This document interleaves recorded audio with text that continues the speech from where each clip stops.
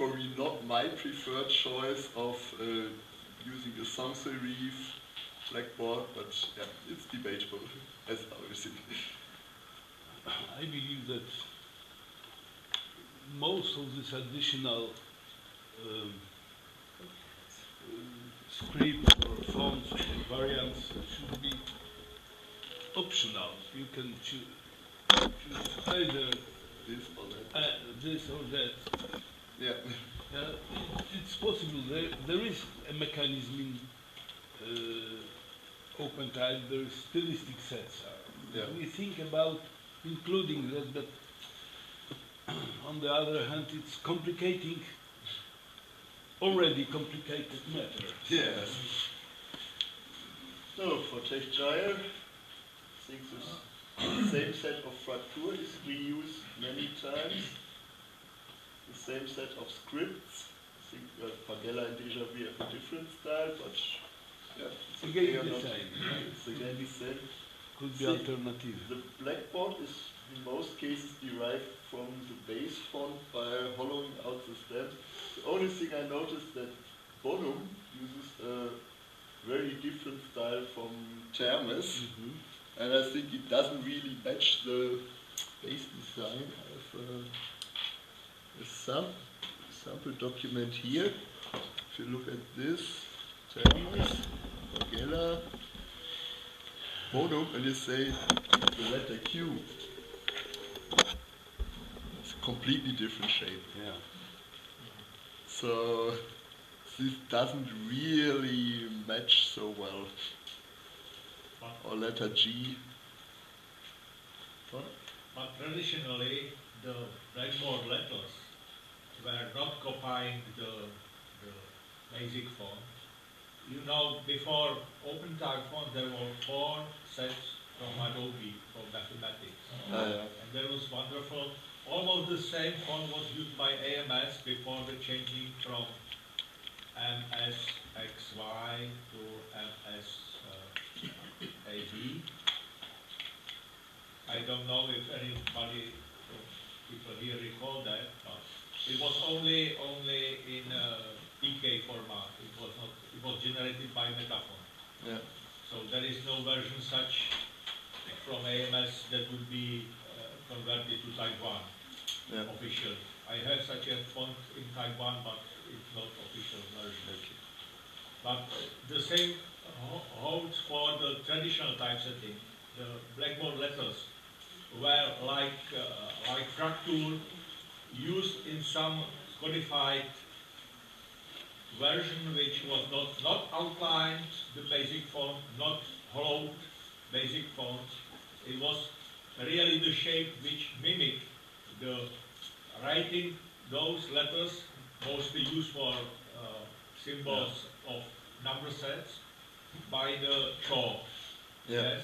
So it was devised from that, I think, the idea. Yes, I guess and so. I don't like, it is typographically not very good solution to use the very small letters. Most typesetting is in less than 10 points. Doing such a small letters, all hollowing, all making only outlines is a bad solution, because the serifs are usually in that resolution are getting together, getting blank, the serifs. Typographically, it's not very good. It's difficult, yeah. Only if you say, if you compare them and then you notice, okay, these two Are actually the same, but the base font looks very different. Yeah. But it could be because if you look, for instance, at that example, at that resolution, everybody can see that the lower three lines are more clear. Because they are sans serif, Because there is no serifs, It's linear fonts, which not very complicated design, very easily to read.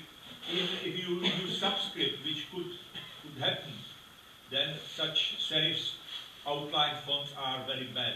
Yeah, okay. Good.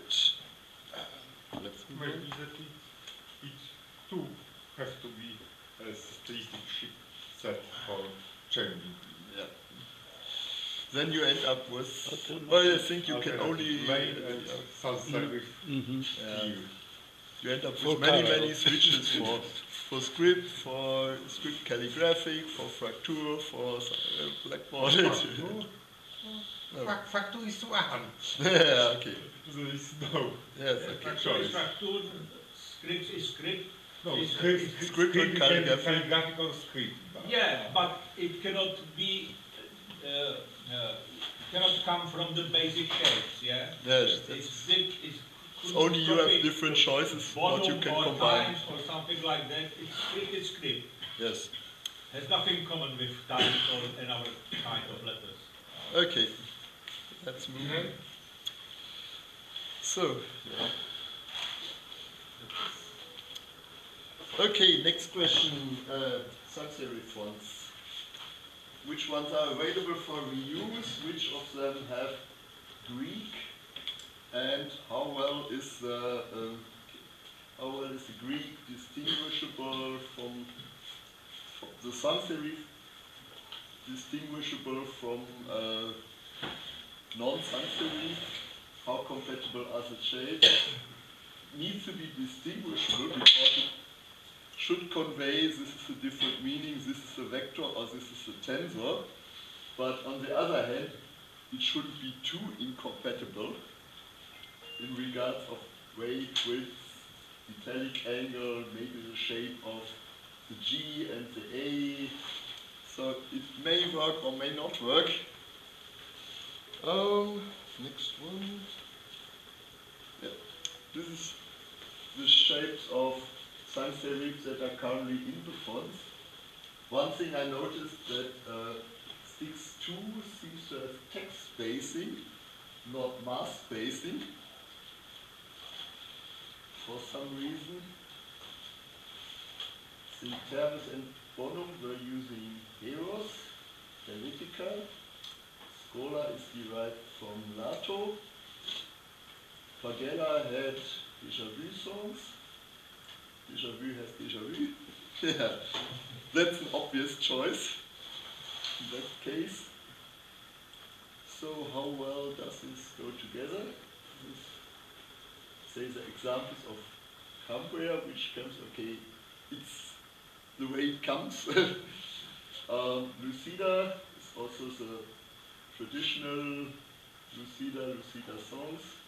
Déjà vu, I think it's, at least they are compatible in width and weight. The sans serif may be a little bolder than the non-sans, the serif bold. But the question is not so clear for, okay, this X2 is a bit strange with the text spacing. This is Latin modern. I think yeah, the Greek was added in a later revision of Latin modern. And Basing on the Knut sources, yeah, not our design. yeah. This is for Pagella, Termes, Bonum. If I look at this way, say maybe déjà vu is a bit too heavy for Pagella. Maybe this is too thin for Bonum and too narrow.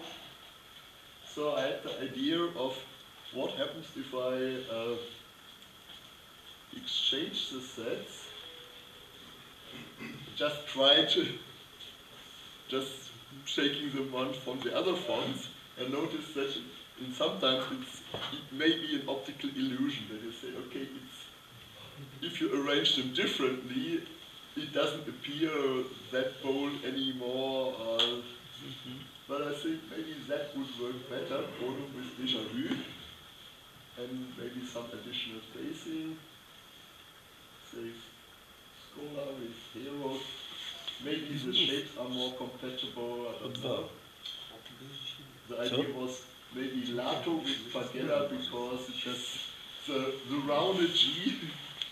Yeah, it's a main objection I see is that it shouldn't be used completely only some italic version or centric version, because for mathematics it's much more useful to have a cursive and G in this variant with not with the complicated under part. Yeah, for instance, for heroes. This one.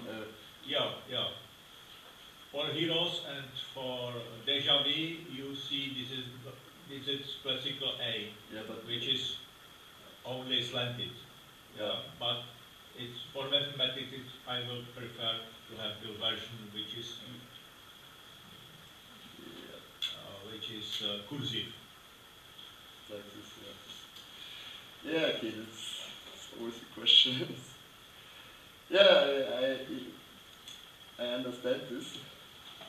But say if there are several letters which but if you have sort of an upright font, you also have the normal A and the normal G. If you use the upright font only for text, Also, F is preferable to have under part. Yeah.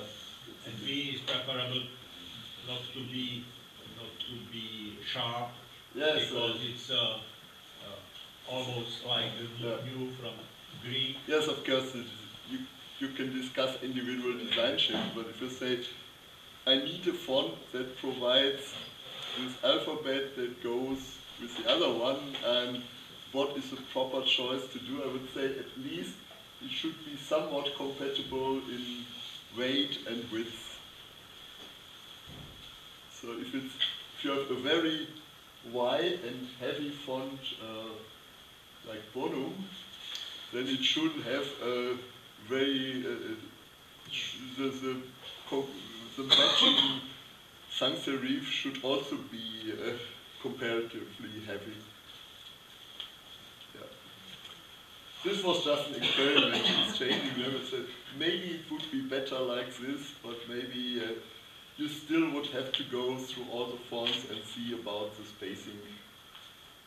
Then maybe the appearance could be different again. So I think to some extent it's also an optical illusion if you say this is heavy and this is not, and then I mix it up and suddenly it doesn't appear that heavy anymore.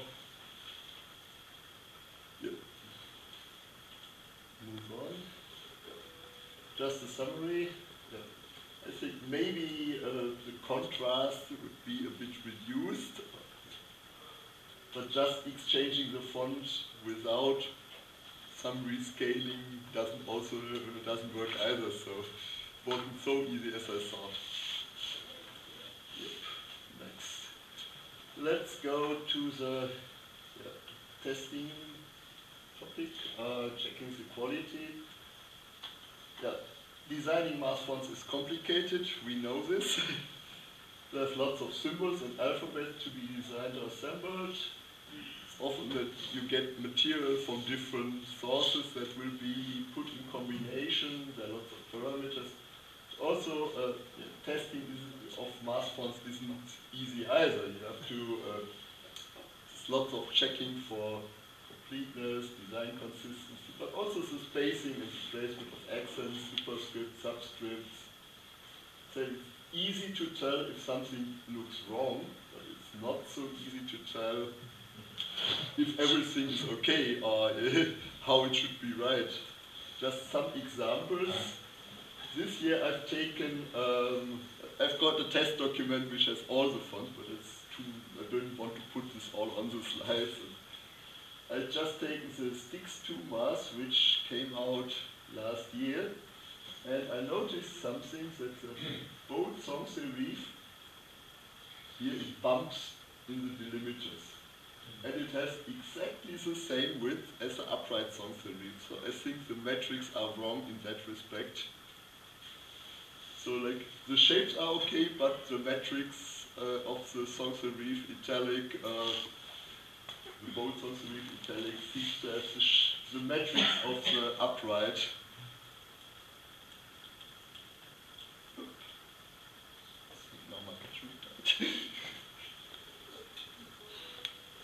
think for positioning accents, upright, italic. It's not well in all the cases. Probably you would have to want to attach the accent on top of the stem, not in the middle of the glyph. Of course, there are always two schools. Over a stem or not. Absolutely not over a stem in the center of letter.